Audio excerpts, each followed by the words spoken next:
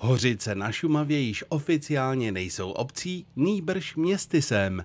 Opět hrdě nesou titul, který jim vždy patřil. Byl nám teda znovu navrácen titul městyse po nějakých 63 letech, myslím, že v 54. roce byly tyto tituly zrušeny.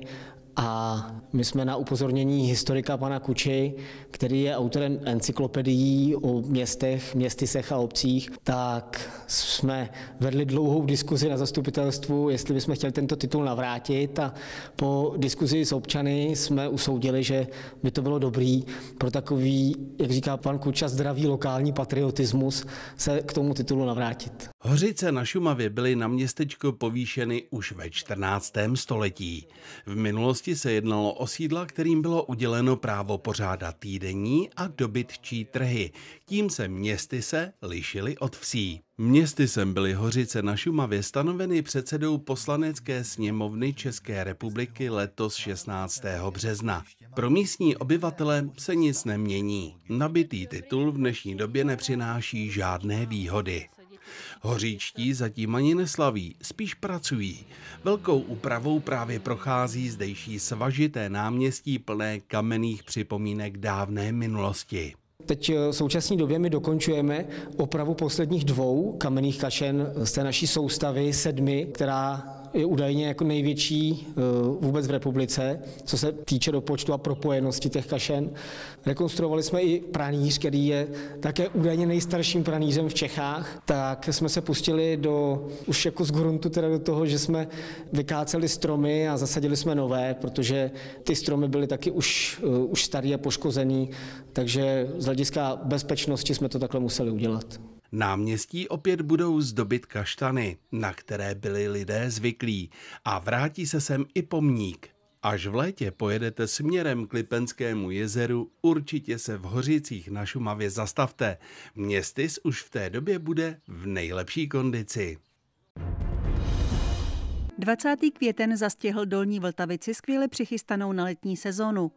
Fungující převoz, nakrátko sestřižené trávníky pro opalování u jezera, příznivý vítr do plachet jachtám a voda tak teplá, že lákala návštěvníky alespoň ke smočení nohou. Sezónu tady tradičně začínají setkáním s přáteli a modlitbou. Požehnej všem těmto obyvatelům, požehnej také těm, kteří zde budou trávit dovolenou. A přijmi do své nebeské náruče také všechny, kteří zde utonuli, kteří zde také zemřeli. O to všechno tě prosíme, skrze ruce blahoslavené Panny Marie, na přímluvu našich zemských patronů, zejména svatého Jana Nepomuckého. Ve jménu Otce i Syna i Ducha Svatého. Amen. Do své 5. sezony u jezera vstupuje v Dolní Vltavici rodinný penzion, který podstoupil během let velkou proměnu. A jaká byla ta poslední fáze, to znamená od podzimu do jara, co se v penzionu dělo? To byla absolutně nejhorší fáze, protože tak nějak si představuju, když do penzionu padne bomba. Dělali jsme rozvody vody, rozvody elektriky, takže si dovedete představit, že opravdu prach, binec, všechno prostě změť materiálu, který šel ven, který šel dovnitř, ale postupně se to vykrystalizovalo a dneska opravdu s ulehčením můžu říct, zaplať pán Bůh za to a je hotovo. Na klienty tady čekají nejen nově zařízené pokoje a koupelny, ale také z brusu nový program pro seniory, který začne v říjnu. Je založený na tom, že se procvičují kognitivní funkce mozku, trénink paměti probíhá, důraz je kladen i na pohybovou aktivitu, která začíná ráno veselou rozcvičkou, pokračuje po obědě procházkami, před večeří tancem. Těžištěm pobytu by pak měly být přednášky lékaře, právníka či sociálních pracovníků, které se budou týkat stáří a témat s ním spojených. Vozový park sboru dobrovolných hasičů v Černé v Pošumaví má z brusu nový přírůstek. Automobil Volkswagen Transporter. A i když konečnou částku 1 700 000 korun uhradí prostřednictvím Ministerstva pro místní rozvoj dotace z Evropské unie, Konečné rozhodnutí požádat o ni bylo na vedení obce. Co si budeme povídat, na každé vsi jsou auta hodně starý. A když se povedla, nebo řeknu, když se objevila tahle dotace, že by mohli dostat takovýhle auto, tak jsme do ní šli. Byť teda, jak se říká, předem musíme zaplatit, pak tu dotaci dostaneme, tak jsme byli rádi a budeme rádi za to, že to budou moct užívat. Sami hasiči, kteří v loni oslavili 70 let od svého založení, jsou nadšení. Červená dodávka se speciálním vybavením je totiž jejich vůbec prvním novým autem. Ačkoliv to není vůz určený k přímým hasičským zásahům, velmi ho potřebovali. Stará Avie už totiž nesplňuje technické parametry. Je to převážně na převoz osob, materiálu a evakuaci lidí, třeba při povodních nebo požáru bytové jednotky. Původní běžnou milionovou cenu zvýšilo právě potřebné vybavení. Proto bylo nutné namontovat mimo jiné výstražný systém, speciální úchyty na hasící přístroje, ale například i vzduchový podvozek. Díky němu je možné zvýšit výšku vozidla. A dobrou zprávou je, že nové červené dodávky díky evropské dotaci získali i dobrovolní hasiči v Přední Výtoni, Horní Plané, Loučovicích, Chvalšinách a v Holubově.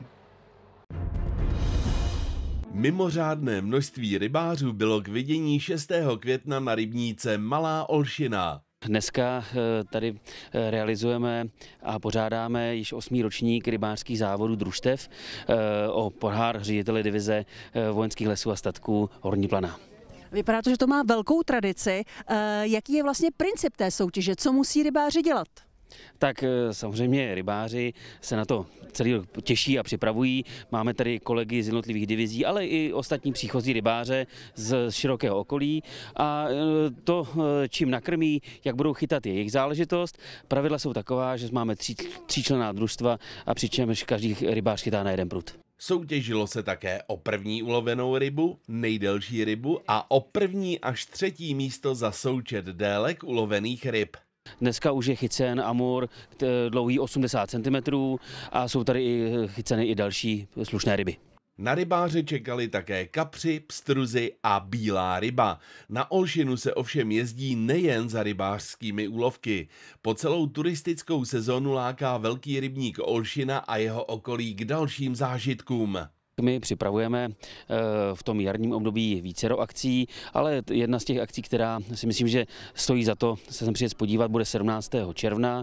Je to teda sobota, kde budeme otevírat rybářskou baštu na Olšině, což je pro nás jakési naučné turistické centrum a chceme ho pro letošní rok zpestřit přednáškou o vzácných ptácích, který žijou v našem území v Boleticích, a pro děti máme připravenou takovou speciální akci, že si budou vyrábět ptačí budky.